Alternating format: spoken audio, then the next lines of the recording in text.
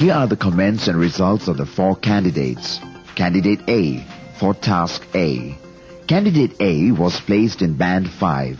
This candidate appears to be a good user of the language. He was fluent and he hardly made any mistakes in pronunciation, grammar, or in his choice of words. Although he paused a few times, this did not affect his presentation of points. He also showed a good level of understanding of the language and the topic. He functioned quite well in presenting his points, often using the techniques of asking questions and then answering them himself. Almost all his points were relevant, and he substantiated his points well with reasons. Although candidate A exceeded the time limit of 2 minutes, he confidently concluded his presentation when the examiner asked him to end his presentation. Task B. For Task B, although he made a few grammatical errors and occasionally paused, on the whole, he was fluent. He used language appropriately. For example, he addressed his fellow candidates, the examiners, and when calling on his fellow candidates to contribute to the discussion. He showed a good level of understanding of the language and the issues discussed. He clearly and very naturally took control of the discussion without dominating it. As for task fulfillment, he certainly functioned well as the chairman, calling for opinions, clarifying for some of the candidates, and incorporating the suggestions made by them.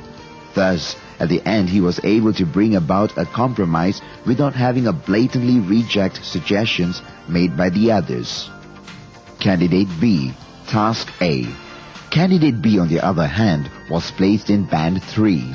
He is a modest user of the language. He was fairly fluent in his presentation, but he made some very noticeable errors, particularly in grammar and his inability to enunciate the words. He appeared to show an understanding of the language, and he also did not misinterpret the topic. He was able to function in the language despite pausing many times.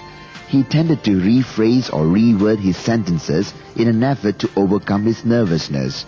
Also, there were times when he failed to present his ideas in an organized manner because of his nervousness.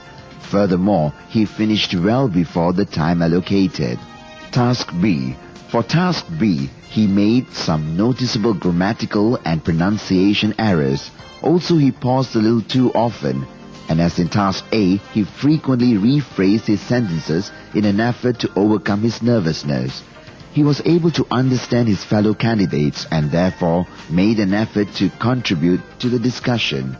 In carrying out the task, he showed the ability to function in the language, although with some effort on his part.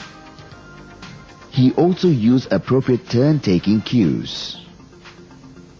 Candidate C for Task A. Candidate C was also placed in Band 3. She appeared to be a modest user of the language.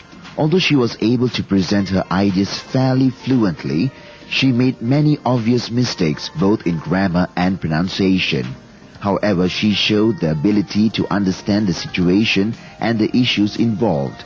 Thus, she is able to give her ideas in a logical order at times. As a modest user of the language, she carried out the task with some effort. Also, she paused a little too often, and therefore comprehending her ideas was an effort sometimes. Furthermore, she appeared to have a rather limited number of expressions, and this made her presentation sound a little repetitive. She did exceed the time limit, but when told to end her presentation, she did provide a concluding sentence. Task B. For Task B, she was fairly fluent in giving her suggestion, although there were many noticeable mistakes in her grammar and pronunciation. Generally, she understood her fellow candidates and thus was able to contribute to the discussion. She also readily took the challenge when asked for her opinions by her fellow candidates. Candidate D for Task A. Candidate D appeared to be a competent user of the language and therefore was placed in Band 4. He is generally fluent and was able to use the language appropriately. He occasionally made some grammar errors, but these were rather minor and so did not affect the flow of ideas. He showed a very satisfactory understanding of the language. His choice of words was appropriate and he functioned reasonably well in carrying out the task. His introduction was quite interesting as he began with a question instead of the usual manner of starting with a statement. I suggest that. He used discourse markers or linkers, thus making his presentation cohesive. However, he did speak a little too fast. Task B. For Task B, he is generally fluent, using appropriate turn-taking cues, expressions and linkers. He made a few noticeable mistakes in grammar, but this did not affect his contribution to the discussion. He showed once again a very satisfactory understanding of the language. He was also able to hold fast to his suggestions, often clarifying his ideas to help his fellow candidates understand him easily.